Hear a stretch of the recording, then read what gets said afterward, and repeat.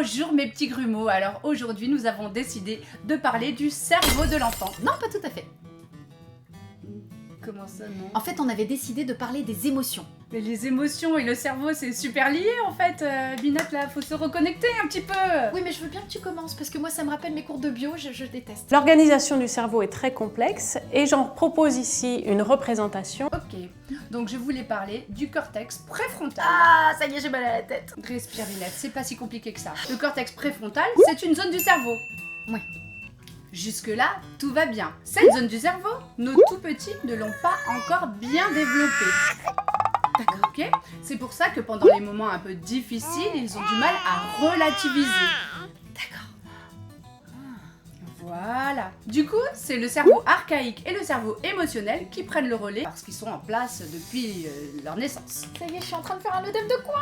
Aïe aïe aïe aïe, Je te l'avais dit, tu m'as perdu. Trou neurone, il semblerait que le cortex préfrontal de Binette soit encore en chantier.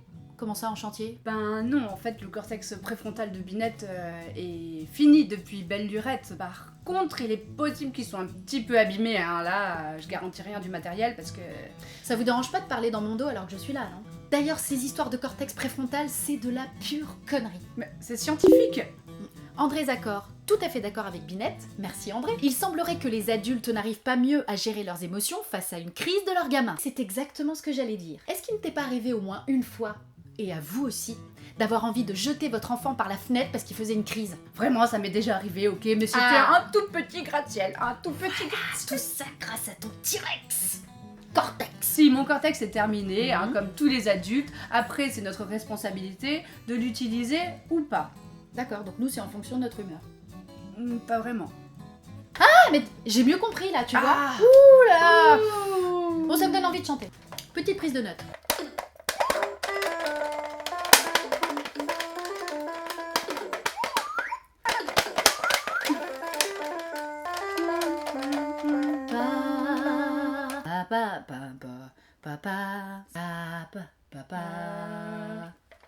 Papa, si je me suis roulée par terre parce que tu m'as retiré le couteau des mains. Maman, quand tu m'as offert le ballon rouge au lieu du bleu, j'ai hurlé dans le magasin. C'est parce qu'il n'est pas fini mon cortex, j'ai pas encore les bons réflexes, ça prend toujours un peu de temps, il faut que vous soyez patient. Une bonne dose d'empathie, et ma colère s'évanouit, c'est un bon ingrédient pour moi, petit enfant. Bon, et comment ça se passe si un jour je suis au bout du roule-roule et que j'ai le cortex dans les chaussettes à cause d'une mauvaise journée? Comment est-ce que je fais pour gérer face à un enfant qui n'est pas fini?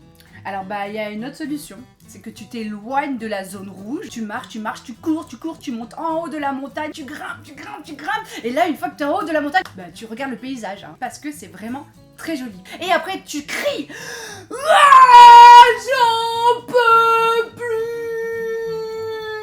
Et après tu descends et ça va aller mieux normalement. Ça va lui faire du bien. En tout cas, mes petits grumeaux, je voulais vous dire, n'oubliez pas, un like to move it, 2 likes to move it, 3 likes to move it, plein de likes to move it,